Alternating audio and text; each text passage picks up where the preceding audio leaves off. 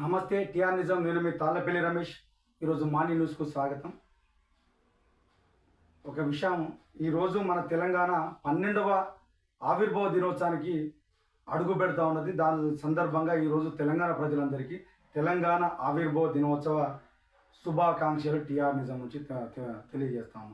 ఒకటి వాస్తవాన్ని గుర్తుంచుకోవాల్సిన అవసరం ఏంటంటే, ఈరోజు తెలంగాణ రాష్ట్రం ఏర్పడ్డది నీళ్లు నిధులు నియామకాల పేరుతోటి తెలంగాణ రాష్ట్రం ఏర్పడ్డది. ఆ నీళ్లు నిధులు నియామకాలతో ఏర్పడినటువంటి రాష్ట్రం ఏ విధంగా ఎటు అడుగులేస్తుందో మనం చూస్తూ ఉన్నాం. ఈ 12 సంవత్సరాల వసంతంలోకి అడుగు పెడుతున్నటువంటి ఈ తెలంగాణ ప్రజలకు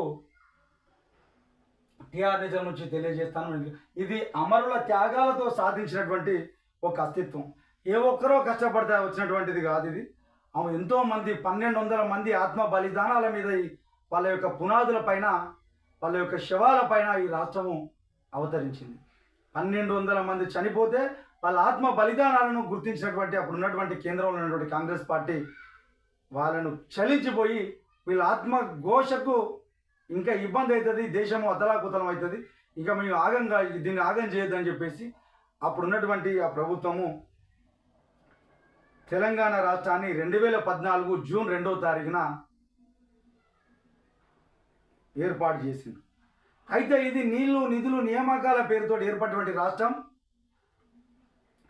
సాగునీరు విద్యుత్ పరిపాలన అద్భుత ప్రగతిని సాధించింది వాస్తవానికి. ఎందుకంటే ఒకప్పుడు ఉమ్మడి రాష్ట్రంలో ఉన్నప్పుడు ఈ రాష్ట్రము నాట్లు వేసిన కొద్ది రోజులకే ఎప్పుడైతే జూన్ జూలై ఆగస్టు వచ్చేసరికి నీళ్లు ఉండకపోయే సందర్భాలు ఉన్నాయి.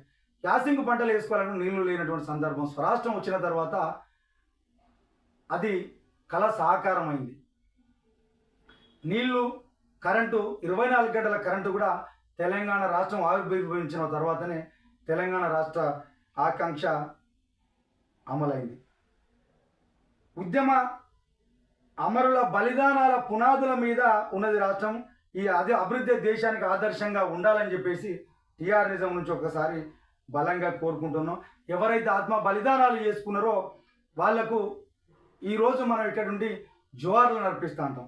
వాస్తవానికి ఈ స్వరాష్ట్రంగా ఏర్పడిన రాష్ట్రము, ధనిక రాష్ట్రంగా ఉన్నటువంటి రాష్ట్రం ఈరోజు అప్పుల కుప్పల్లోకి కూరుకుపోయింది. అప్పుల ఊబిలోనే ఉన్నది రాష్ట్రం. ఏ ప్రభుత్వాలు మారినాయి కానీ ఇక వాళ్ళు ఏదేదో అవాక్కులు చెవాక్కులు చేస్తూ ఉన్నారు. కానీ రైతు కష్టాలు మారలే. సామాన్య